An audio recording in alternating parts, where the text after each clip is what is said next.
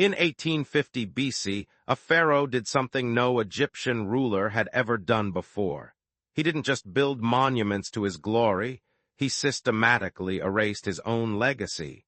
Senusret III, the warrior king who conquered more land than any pharaoh before him, left behind a mystery so deep that for centuries, historians believed he was just a myth. But the truth is far stranger than fiction. But before we uncover the chilling truth behind Senusret III's forgotten genius, pause and reflect. If you're gripped by this dark, twisted tale of ancient power, smash that like button and subscribe to our channel for more haunting mysteries that lurk in the shadows of history. Now let's dive back into the unsettling depths of his reign.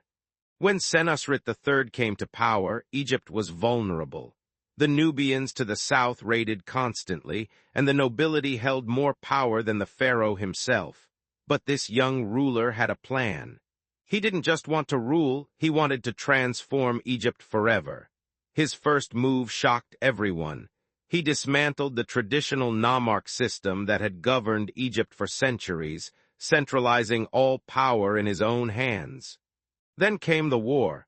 Senusret III marched south with an army unlike anything Egypt had seen. He didn't just defeat the Nubians, he built massive fortresses along the Nile that still stand today. But here's what historians missed for years. These weren't just military bases.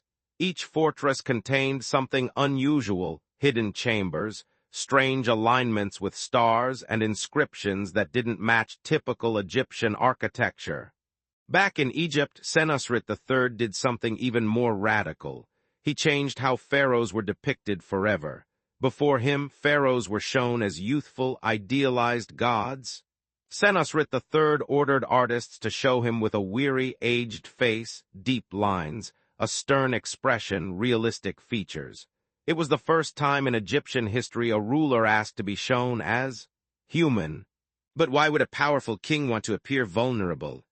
The greatest mystery came at the end of his reign.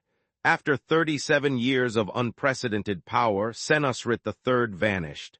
Not just died, vanished. His tomb, when finally discovered, was empty except for a single, unmarked sarcophagus. No treasures, no inscriptions, no body.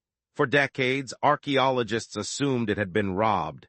But then they noticed something strange. The tomb showed no signs of forced entry. It appeared to have been left empty intentionally. Recent discoveries reveal the shocking truth. Senusret III wasn't just building fortresses, he was creating something else entirely.